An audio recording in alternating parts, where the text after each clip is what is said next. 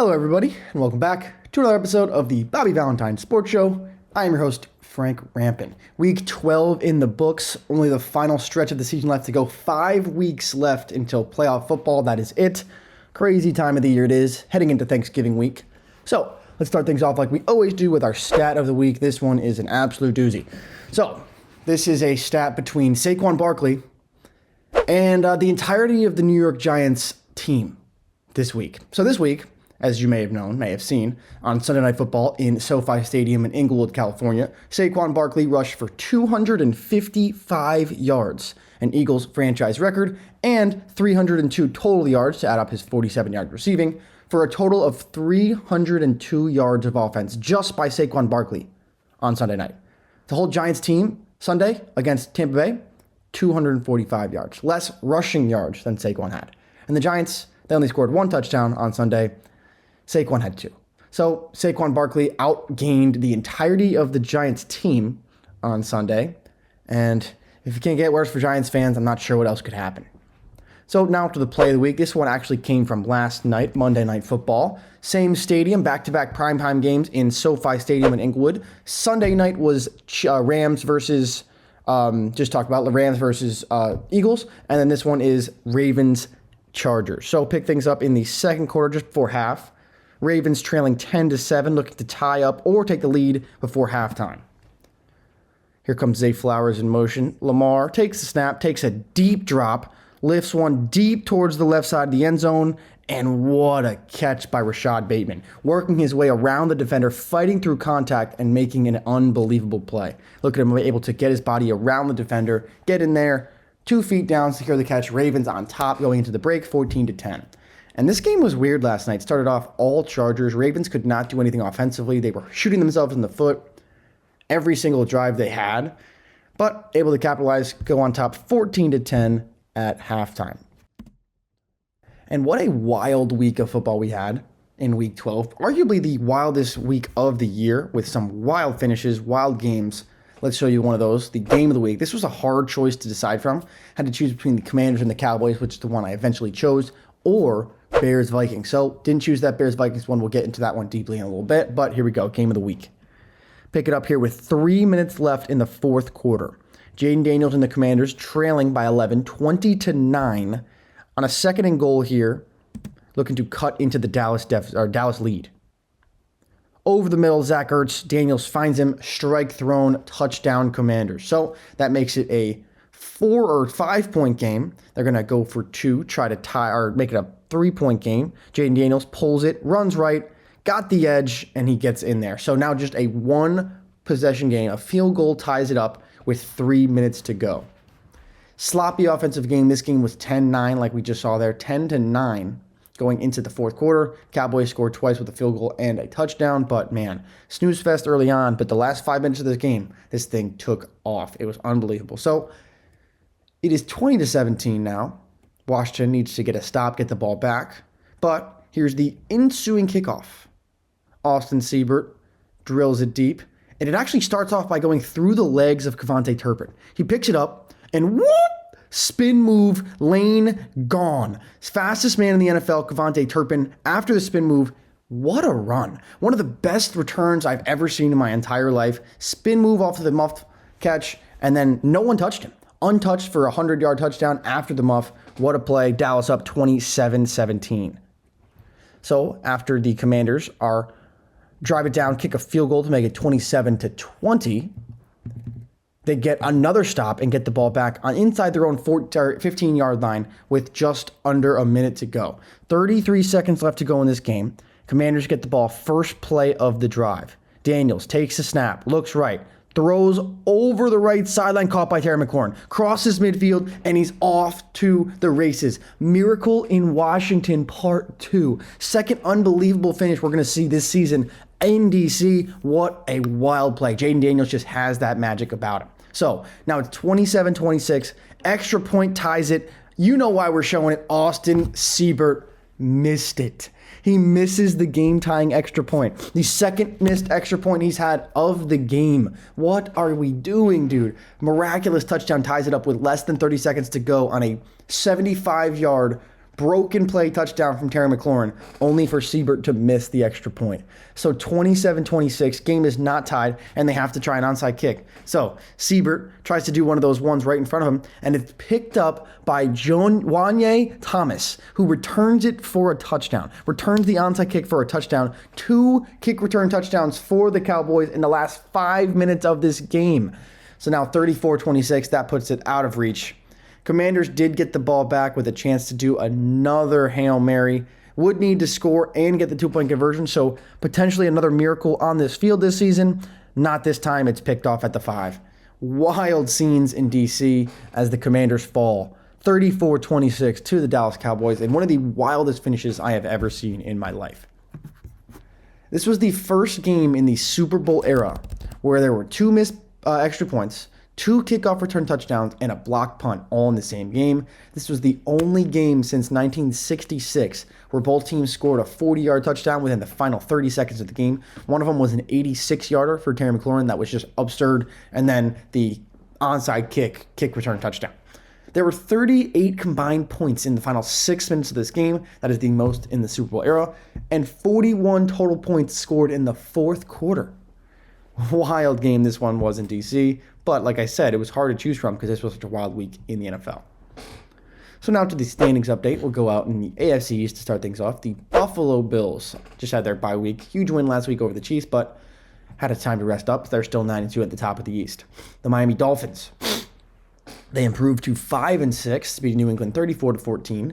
And during this 3-game winning streak, they're averaging 30 points a game, 321 yards per game, only 16 allowed, and they've had 11 sacks. Tua has been unbelievable since he's came back. He's thrown 11 touchdowns, only 1 pick in those 5 games since he's been back. He threw for 317 yards and 4 touchdowns on Sunday. And Waddle finally had his breaking out party after a very, very slow 10, 11 weeks of the season. 8 catches, 144 yards, and a touchdown. New York Jets on their bye, well needed after firing Joe Douglas. The New England Patriots fall to Miami 34-15. It was a brutal game. They were down 31-0 at one point. And yeah, the bad teams are extremely bad this year. To the NFC East, and man, what a game we saw on Sunday night as the Eagles beat the Rams 37-20 on Sunday Night Football. Saquon Barkley broke the franchise record for rushing yards in a game and total yards in a game in Eagles history. 255 rushing yards, 302 total yards. He had 26 carries for 255. 255 yards is the 9th most rushing yards ever in a game in NFL history. He had 47 receiving yards, 302 total yards, like I mentioned, and the 2 touchdowns.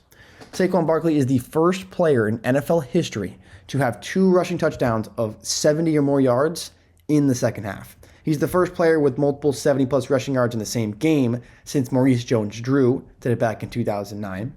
He's the 6th player ever with 2 70-yard touchdowns in the same game. The 6th game this season he's had with 100 rushing yards. That is the most in a season in Eagles history. Excuse me, he made it up to 7. This was the most rushing yards in a game since Jamal Charles terrorized my Raiders in 2009 of Week 17. He's the 7th player to have 300 scrimmage yards and 2 touchdowns in a single game. And Saquon has the 2nd most scrimmage yards through the first 11 games with a team ever. Eric Dickerson had 1,726 yards. Saquon, 1,649. That's more than Edgerrin James and Zeke, both with their teams. And Saquon already has a career high in rushing, leads the league with 1,392 rushing yards. He's on pace to break the all-time single-season rushing record set by Eric Dickerson. And Saquon, first NFL player to have 500 or more scrimmage yards in a 2-game span since Sweetness, Walter Payton, in November of 1977. And 1977, that was one of the greatest running back seasons. Walter Payton had one of the greatest seasons, just period, in the history of football, and he won MVP. So Saquon has skyrocketed himself into the MVP conversation with just about 5 weeks left to go. And if you say he isn't belong there, you're just straight up wrong. This is the 4th straight game that the Eagles allowed 7 points or fewer in the first half. It's the longest streak since 2008 when they did it 5 straight times, and they've won 7 games in a row. The Washington Commanders fallen on hard times. They moved to 7-5 after their most recent loss to Dallas in our game of the week. And like I said, this was the first game in the Super Bowl era with 2 missed extra points, 2 kickoff return touchdowns, and a blocked punt all in the same game. 38 points scored in the last 6 minutes of the game, 41 in the fourth quarter. So their 3rd straight loss after starting the year 7-2. And in their last 3, they're 0-3. They've turned the ball over 5 times. 3 of those happened on Sunday. That was a season high. After only turning the ball over 3 times in their first 9 games, which was the fewest by the Commanders, Redskins, since 1933. And their 31.6% conversions on third down during this 3-game losing streak is absolutely atrocious. Their lowest in any 3-game span since the 70s. And the Commanders on fourth down this season, or in the fourth quarter of this season, they've allowed 121 points in the fourth quarter, the most in the NFL. And their point differential, negative 37. That is 30th out of 32. Austin Seibert went 2 for 3 on field goals, missed the game-tying extra point with 21 seconds left. Jaden Daniels continues to have a solid rookie campaign, going 25 for 38, 275 yards, 2 passing touchdowns, a rushing touchdown, and 2 picks. But since week 8, against the pressure, against blitz, he's only 9 for 35 with 1 touchdown and 2 picks. He's been sacked 16 times when facing pressure since week 8, so he's going to have to figure that out. But Jaden Daniels, still only the 6th rookie ever with 2,000 passing yards and 500 rushing yards in their rookie season. The Dallas Cowboys finally got a win, improving to 4-7. And how about this? They're 4-2 on the road this year and 0-5 at home. After being one of the greatest home teams ever for the last 2-3 years, they haven't won a game at home. They're 4-2 on the road. Interesting. CeeDee Lamb has the most games ever in Cowboys history with 10 receptions, with 12, passing Jason Witten's 11. The New York Giants, quarterbacked by Tommy Cutlets this week, fell to the Tampa Bay Buccaneers 30-7. Tommy Cutlets went 21 for 31 for 189 yards. It was their 6th straight game without throwing a touchdown to Malik Neighbors after he had 3 touchdowns in his first 4 games. He's been very frustrated. He expressed his frustrations after the game to the media. And the Giants at home this season, they've lost 3 games by 20 points. That's the most since 1971. They've lost 7 games at home, the longest streak since 2003. And they have no wins at home. That's tied with only the Cowboys, who also have no wins at home. Brutal year for these Giants fans and Cowboys fans. But hey, I'm a Raiders fan, so I'm in the same boat. Over to the AFC North, the Pittsburgh Steelers. Crushing defeat on Thursday night in Cleveland to the Browns. It was the 6th game this season that they did not score a first-half touchdown. The Pittsburgh Steelers, that is tied for the most in the NFL with the Giants. The Giants are 2-9. The Steelers are 8-3. That's crazy. They have 7. They went 7 straight quarters without a touchdown before scoring 2 in the fourth quarter on Thursday night. This was the snow game. They're calling it the Snow Globe game. It was Jameis Winston's first time ever playing in the snow, and he came out and won. Russell Wilson went 21 for 28 for 270 and a touchdown. They've lost 68 consecutive games when trailing by 12 or more points in the fourth quarter. Sure, that is kind of a lot of points, but still, crazy things happen in this league. And the Steelers on the road versus the AFC North since 2018, the Browns have been their kryptonite. They're 1-5-1 against the Browns. They only score 15.9 points per game, and their turnover margin is -7. Against the Ravens and the Bengals, they're 9-3. They score 18 points a game, and their turnover margin is +7. So pretty much exact opposite there between the Browns and the Ravens and the Bengals there. For some reason, Steelers always have trouble with them. The Baltimore Ravens beat the Chargers 30-23 on Monday Night Football for their 5th consecutive win on Monday night for the Ravens, the longest streak in team history.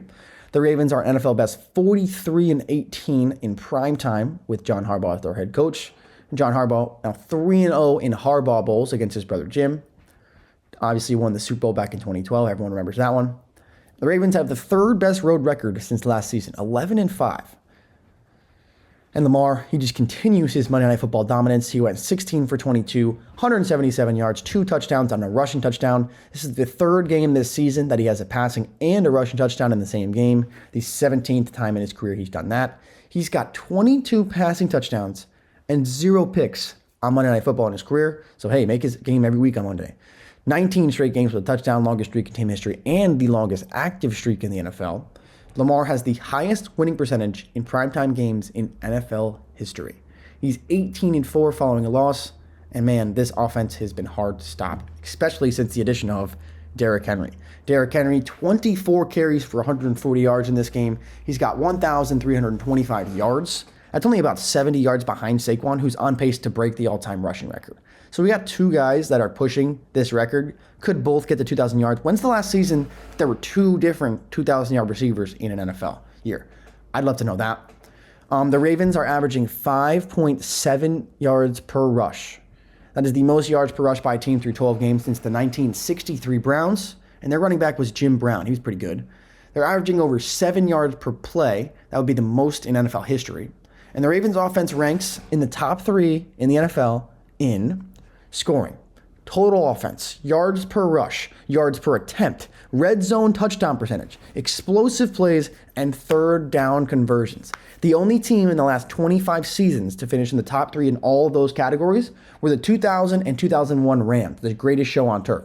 So this is a greatest show on turf level of offense, maybe without the explosive passing plays, because that greatest show on turf obviously had Marshall Faulk, they had Isaac Bruce, they had Torrey Holt, they had the MVP playing quarterback, Kurt Warner. But man, this team averages almost more yards per play than that team. They just don't have the star power on the edge, I guess. Zay Flowers is great, but they just don't have the explosivity in their plays. This was the 4th win the Ravens had this year when trailing by 10 or more points. That is the most in franchise history. Bengals had a bye. They stay at 4-7. Cleveland Browns, they beat the Steelers to improve to 3-8. Jameis Winston wins the Snow Globe game. That game is going to go in NFL lore forever. It was the first time winning consecutive regular season games versus the Steelers since 1999 and 2000. And the Browns versus divisional opponent, 2-1, 22.3 points per game, 347 yards per game, and 4 rushing touchdowns. The Browns versus everybody else, 1-7, only 15 points per game, 272 yards per game, and only 2 rushing touchdowns. So if the Browns play in the division, they play good, but if they play against anyone else, it's over. This is the second game this season where Myles Garrett had 3 sacks in the first half, 12 sacks in 13 career games against the Steelers for Garrett, and his 7th straight season with 10 sacks. Nick Chubb had 20 carries for 59 yards, 2 touchdowns. They scored 20 points or more for the second time this season, and Jameis ran in his first touchdown in this game since September 19th of 2021, 1,160 days ago. Jameis led his 15th career game-winning drive, his 2nd this season, and he's the 2nd Browns quarterback ever to beat both the Ravens and the Steelers in the same season, joining Baker Mayfield in 2019. Jameis has 22 wins as an underdog. That's tied for the 6th most since 2015, and he's 2-1 this season. The Browns are 4-0 at home versus the Steelers on Thursday night games since 2009. Over to the NFC North, the Detroit Lions continue to be the bully of the NFC. They beat the Colts 24-6. It's the first time ever that the Lions have won 10 games in consecutive seasons. 9 straight wins is the 2nd longest streak in team history. Jahmyr Gibbs and Dave Montgomery, Sonic and Knuckles, have been unbelievable. Jahmyr Gibbs became the 3rd Lion ever to have 1,000 or more scrimmage yards and 10 touchdowns in each of their first 2 seasons, joining Billy Sims in 89 and 90 and Barry Sanders in 1980 and 81. Sunday was the 11th game where both Dave Montgomery and Jahmyr Gibbs scored a touchdown. That is the 11th time, right? The most by any running back duo in NFL history. Isn't that crazy? These guys have only been on the same team for like 2 years, and they already have the NFL record for most times scoring a touchdown by a running back duo in NFL history. Gibbs had 21 carries for 90 yards and 2 touchdowns. Goff, 26 for 36 for 269. The Minnesota Vikings, they win again, 9-2 after they beat Chicago. They were winning this game 27-10. It was 27-16, Vikings on top with less than 30 seconds left to go in the game. Caleb Williams threw a touchdown pass to Keenan Allen. They got the onside kick. They ran right down the field and kicked a field goal to tie it up and send it to overtime. The Vikings did get a stop in overtime. Big sack on 2nd down in overtime on Caleb Williams.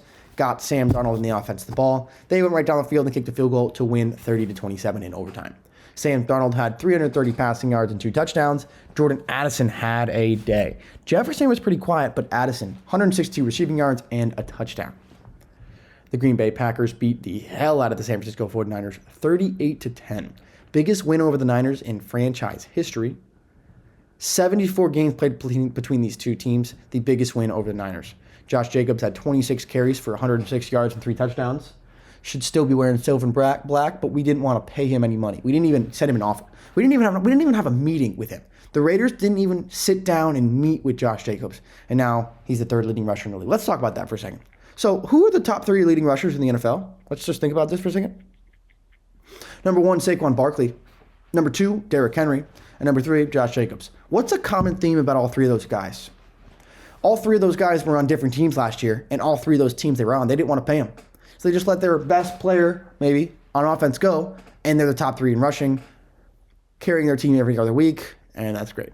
Jordan Love, 13 for 23, 163 yards and 2 touchdowns for him. 3 takeaways led to 21 points on Sunday, and the defense this season has been great. They have 22 takeaways. That's the most through 11 games since 2014. And they have 4 games with 14 or more points off turnovers, which is also the most in the NFL. The Bears fall to 4-7 after losing to Minnesota 30-27 in overtime. Talked about that game a little bit. The Bears have really been struggling as of late, but Caleb Williams has played a lot better in the last couple weeks. Ever since the firing of the offensive coordinator, Shane Waldron, the new play caller has been very nice. He went 32 for 47 for 340 yards and 2 touchdowns. And against the blitz in the last 2 games, Caleb was 17 for 22, 238 yards and 2 touchdowns. So if he's getting the ball out quick and on time, the offense is different. When he starts holding it and running around in like circles doing crazy stuff, that's when things hurt them. He needs to get the ball out on time in the script and it will be fine. AFC South, the Houston Texans on a schneid. 7-5 now. They became the 5th team in the last 40 seasons to have 8 sacks, 3 takeaways, and still lose the game. The Texans did it on Sunday versus Tennessee. The Browns did it back in 2001 versus Jacksonville. The Colts in 1991 versus New England. Eagles did it in 89 versus San Francisco. And the Chargers in 86 versus the Raiders. C.J. Stroud went 20 for 33, 247 yards, 2 touchdowns, 2 picks. And Will Levis had just enough to get back in this game and win it. The Colts, they lose 24-6. They're 5-7, but I mean, crazy enough, this division is still open because the Texans keep losing. Only 2 games separate the Colts and the Texans, so I guess things could still happen. I just really don't believe in this Colts team. Huge win for the Tennessee Titans on Sunday, beating Houston 32-27. Will Levis did throw a horrible pick 6 in this game, but hey, 18 for 24, 278 touchdown and a pick in this game, or 2 touchdowns and a pick in this game. So Will Levis potentially having some better days ahead. Jaguars on a bye, they're still 2-9. The Falcons 6-5, they had a bye as well. The Buccaneers, though, they went into MetLife Stadium and took down Tommy Cutlets, his opening game of 2024. Did not go so well from him. Baker went 24 for 30, 294, and a rushing touchdown. Had a very emphatic Tommy Cutlets Paisane celebration. That was a little weird, but whatever. The Saints had a bye. They stayed 4-7. And the Panthers, they played a tight game against the Chiefs. They almost sent this game to overtime. They were down 26 to, I believe it was 16, or 27-16, same score as the Vikings Bears. Jeez. But Bryce Young brought them down and scored 2 touchdowns late in this game to bring them back. Bryce Young has been very good since he came back from the benching, ever since Andy Dalton got in that car accident. Hopefully Andy Dalton's okay. But very weird. He's been great. And they almost won this game, but game-winning field goal by the Chiefs. Speaking of the Chiefs, they improved to 10-1. They were the first team in NFL history to win 8 of their first 11 games by 7 points or fewer. They have a +6 margin of victory in 10 wins this season. Mahomes had 269 and 3 touchdowns. Travis Kelce now 3rd all-time in receiving yards by tight ends. Guess this is an insane number. They have 10 wins in 10 seasons in a row. That's the 3rd longest streak in NFL history. And 13 straight wins in 1-star games is tied with the Patriots for the most all-time. The Los Angeles Chargers took a tough one last night at home, falling to Baltimore 30-23 on Monday night. They've allowed almost 29 points per game in their last 2 after allowing 13 in their first 9. Justin Herbert, 21 for 36, 218 yards and a rushing touchdown. This was the 2nd game this season that he did not have a passing touchdown. And Jim Harbaugh falls to 0-3 versus his brother John. The Chargers versus opponents with a positive winning percentage over 500. They're 1-4. They have a negative 19 point differential and they only score 16 points a game. And against teams below 500, they're 6-0. They have a plus 87 point differential and they score 27 points per game. So I don't want to just say this because the Raiders are horrible. Like, I don't really love the Chargers, but the Chargers have not been so good against good teams. You see that 1-4 against teams 500 or better, only scoring 16 points a game. That's not going to cut it. 6-0 versus teams under 500. Sure, they're doing what they should do, but can they beat a good team? Still yet to be seen, and their schedule does get harder as the season goes on. The Denver Broncos beat my Raiders 29-19. Bo Nix has been unbelievable for the past month and a half. 25 for 42, 273 yards and 2 touchdowns for Nix. And here are the quarterbacks with 20 or more total touchdowns and 2 or fewer turnovers in a 10-game span in one season. Rodgers did it twice, 2014 and 2021. Drew Brees did it twice, 2018 and 2019. Tom Brady did it in 2016. Mahomes did it in 2020. And Bo Nix just did it in this last 10-game span. So all those guys are Hall of Famers, Mount Rushmore quarterbacks, and Bo Nix. So a pretty promising start to the career for the rookie. And Bo Nix now, as I lose my spot on here, excuse me, bear with me. Bo Nix now has the most games this season with 200-plus passing yards and 2 passing touchdowns with no picks by rookies. Bo Nix has 5, Jaden Daniels has 3, Caleb has 2, and Drake May has 1. So that means that the other quarterbacks, Jaden Daniels and Caleb Williams combined have the same amount as Bo Nix. And Courtland Sutton is his number 1 target. 8 receptions for 97 yards, 2 touchdowns. The Raiders, they fall to 2-9. They have the 2nd overall pick in the draft. We need number 1 because we need Shador. They are terrible. They really are terrible. Gardner Minshew got sacked in this game, broke his collarbone. So, hopefully they lose everything for the rest of the season. And to wrap things up, the NFC West, the Seahawks, they had a big win against Arizona at home, 16-6. Consecutive wins for the first time since their 3-0 start, and now they're at the top of the division at 6-5. The Cardinals fall to 6-5, and they have scored a total of 25 points in their last 3 road games versus Seattle. They're 0-3 in those games. And James Conner only had 8 rushing yards. That's his fewest in a game with at least 5 carries in his career. The Rams fall to Philly 37-20, giving up a massive amount of rushing yards to Saquon Barkley. They've allowed 10 or more points in the first half of 10 of 11 games this season. They had -6 total yards in the second quarter of this game. -6 total yards. That's the fewest in any quarter since 2019. And at the bottom of this division, the San Francisco 49ers, who just got absolutely crushed by the Packers, 38-10, given they didn't have Brock Purdy. They didn't have, who else? They didn't have Brock Purdy, they didn't have Bosa, and they didn't have Trent Williams. So I guess they were banged up. But first half of this game, they missed 15 tackles, the most in the NFL this season. Their largest loss to the Packers in series history in 74 games. Their worst loss since 2018. This is their worst start since 2020. They had 3 turnovers, 2 fumbles, and a pick, and Green Bay scored a touchdown on all 3 of them. 21 points off turnovers. Man, this has been a weird season. 5 weeks left to go. The Niners are in last. 5 weeks left to go. The best team in football are the Lions. 5 weeks left to go, and there are 4 teams under 500 alive in the AFC. Wild week of football, wild season of football, and we're heading into the final stretch. So Thanksgiving this Thursday. Great slate of Thanksgiving games. I guess not so many on paper great matchups. Starts off with Lions, Bears. That could be an okay game. The middle game, Giants, Cowboys, Tommy DeVito versus Cooper Rush. That could be very interesting, but hey, Thanksgiving game. And the night game, very important.